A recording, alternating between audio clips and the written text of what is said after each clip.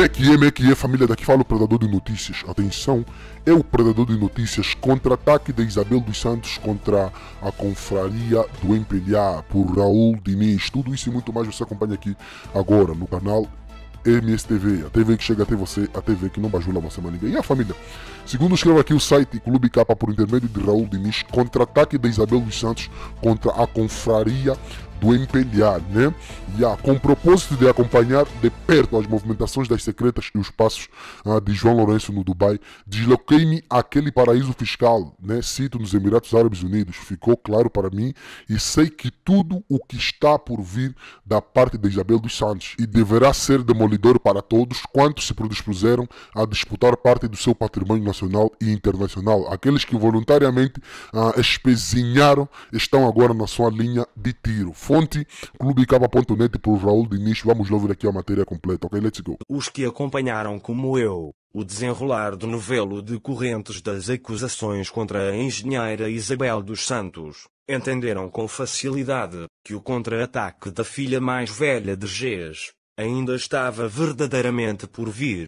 As provas ora apresentadas às autoridades judiciais do Reino Unido são apenas parte do aperitivo que o PR João Lourenço e cúmplices irão ter como emenda no próximo jantar de guerra entre Isabel dos Santos e a confraria de crimes de colarinho branco do MPLA. A situação do presidente pode de facto complicar-se dentro de algum tempo. Até hoje, quase ou mesmo ninguém inteligente conseguiu entender as razões que levaram o chefe de Estado a atacar sem lógica e sem logística documental a reputada empresária Isabel dos Santos. Por outro lado, fica difícil descortinar a razão que levou o presidente a andar a reboque de Manuel Vicente.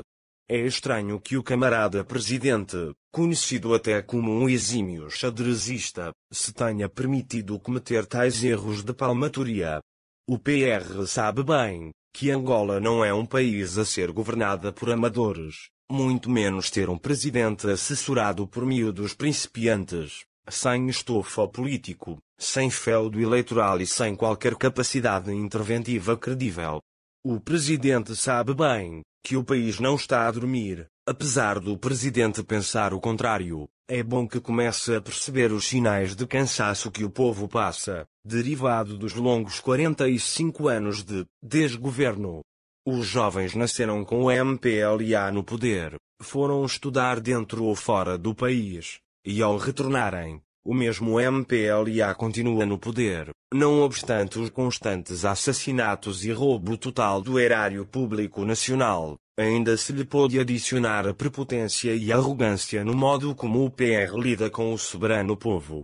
Esse modus operandi nunca foi escrutinado pelo povo, porque o MPLA sempre se utilizou de esquemas e manobras dilatórias para escapar ao escrutínio. É hora do presidente do MPLA despertar do sono do tempo e entender que o povo quer caminhar numa direção contrária à sua. Respeito e coerência é o mínimo que o cidadão espera daquele que elegeu como seu funcionário maior, para administrar a coisa pública. Logo, isso não dá o direito ao presidente de apossar-se do país e fazer dele uma chitaca para si, sua família e amigos próximos. A sala de visitas de Angola é a presidência da República. Isso significa dizer que na sala de visita de qualquer casa pública, não é aceitável receber nela gatunos, corruptos e bajuladores de toda a ordem. É inaceitável e mesmo espantoso que gatunos e corruptos de ontem sejam hoje tratados como impolutos cidadãos dirigentes do partido no poder. O país está numa fase crescente de falência de valores sociopolítico-culturais e humanos. Aliás, não se entende como a assessoria do PR não se tenha apercebido ainda que o país navega na lama apodrecida. Isso prova que as pessoas que rodeiam o Presidente da República são de uma formação cultural e intelectual tremendamente rasteira. Não adianta recolocar o velhaco Bando Bento como primeiro secretário do MPLA em Luanda. O Sr. Bento nada mais pode fazer para agregar valores ao MPLA de Luanda. O Bento não traz consigo nada para melhorar a relação entre o cidadão e o MPLA. Essa nomeação não passa de mais do mesmo. O povo em geral e os jovens em particular, não se revêem nas práticas prepotentes, mentirosas e arrogantes do seu presidente. Tudo isso, nada mais é que a confirmação do presságio tortuoso que envolve João Lourenço, mas que de certo modo ele procurou. Sabe-se que tudo isso podia ter sido evitado, caso o presidente agisse de bom senso. Não é mentira nenhuma que grande parte do que motiva a rejeição do Presidente da República está ligada a loufar, utilização da imprensa nacional e internacional paga a peso de ouro, e a utilização do poder judicial para perseguir todos quantos não alinhem com o regime. Todo o país, sobretudo em Luanda, já se aguardava um desfecho idêntico ao que está a acontecer. Estava tudo à vista de todos que olham com olhos de ver. Afirmei vezes sem conta que o jogo jogado estava só no início. Afirmei que ainda havia tempo útil para desforra, e o revés acaba de acontecer como já disse, e anunciam sinais e tempos tenebrosos para João Lourenço e parceiros nacionais e internacionais. O presidente, antes de tornar-se kamikaze, deveria levar em conta a sua experiência de 46 anos ininterruptos no seio da nomenclatura, que o ex-presidente Ges, seu tutor, poderia estar em posse de documentação nuclear farta dos actos, aspirações e ambições da pessoa que o sucederia. Não se pôde descurar que tanto o Ges, quanto seus mais diretos colaboradores e familiares, envolvidos em negócios multimilionários, deixariam Ges afastar-se do poder desprotegido. É claro e comprovadamente sabido que Ges e sua família estão na posse de documentação, uma vez usadas, desferirão ataques certeiros e desconcertantes à pessoa de João Lourenço. Há certezas que muita documentação aqui referida irá provar o que muitos sabem e também o que outros tantos desconfiam. Porém, sabe-se que tal documentação será usada, e de certo modo obscurecerá a imagem presidencial de João Lourenço de si já bastante deteriorada, sem deixar de fora a imagem de seus colaboradores diretos. A pergunta do 0,2 milhões de dólares, que não quer calar é, qual das duas partes envolvidas nessa conturbada confusão está mais preocupado nesse perturbador jogo de cartas marcadas? Importa aqui dizer que foi João Lourenço que colocou o ex-presidente José Eduardo dos Santos no centro desse jogo de cabra cega, que a priori sabia que jamais o ganharia. Hoje a Isabel dos Santos está no seu lugar jogando o jogo, que bem aprendeu com seu pai poderoso, e desta vez é ela quem dá as cartas.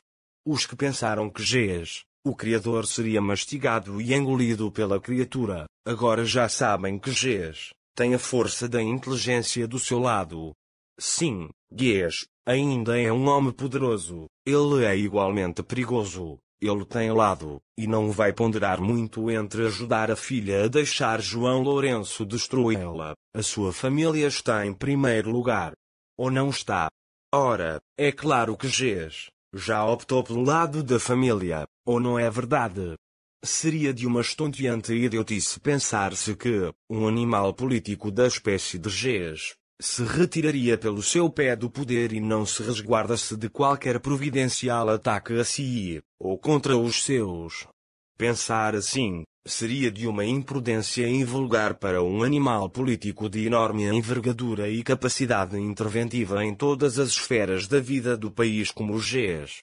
Após 38 anos, sair do alpendre do poder desarmado, sem nenhum poder de fogo, seria dilacerante para a pessoa tão idolatrada no passado e também sabedor de que era igualmente odiado. Os simples mortais como eu podem pensar o contrário do que aqui exponho, com extremo sentido de responsabilidade. Mas esperar que Ges deixe sua filha no terreno pantanoso da perseguição seria uma antevisão surreal. Um verdadeiro general jamais age sem logística, pois isso é no mínimo um erro estratégico impensável, que no horizonte das estratégias de um general comandante se deixe alcançar por pessoas de índole duvidosa como é o presidente João Lourenço. Em política, nem tudo o que parece ir, mas pode-se prever que haverá grave turbulência na confraria do crime de colarinho branco, e muita lama vai correr no rio das inverdades e mentiras. A documentação, áudios e vídeos uma vez expostos como se espera, que efeitos essas investidas causarão à imagem do presidente e do seu staff? Quem sairá mais ferido? A resposta é a seguinte: entre mortos e feridos, o bom mesmo é assistir a contenda de camarote. De outra coisa podemos ter alguma certeza: o PR e seus colaboradores ora denunciados, não são de maneira alguma mais honestos nem melhores que as pessoas que tentaram tramar com o alarido criado em torno do Luanda Liax. E a família, o vídeo de hoje foi esse. Se vocês tu sabe fazer, se inscreva no canal, ativa as notificações, partilha o vídeo, comenta, porque isso também é notícia. Vocês não sabiam, então saber a partir de nós, então é notícia. A nossa campanha para aprender a família dos Santos, para aprender a família neta, a família desses gatunos todos, para aprender a família desses marimbodos, continua. Os nossos contactos para parceria, divulgação e denúncia estão na descrição dos nossos vídeos, que essa opinião que é muito importante. É tu mulher, é tu mãe, até o próximo vídeo, MSTV, a TV que chega até você, a TV que não bajula você, maniga.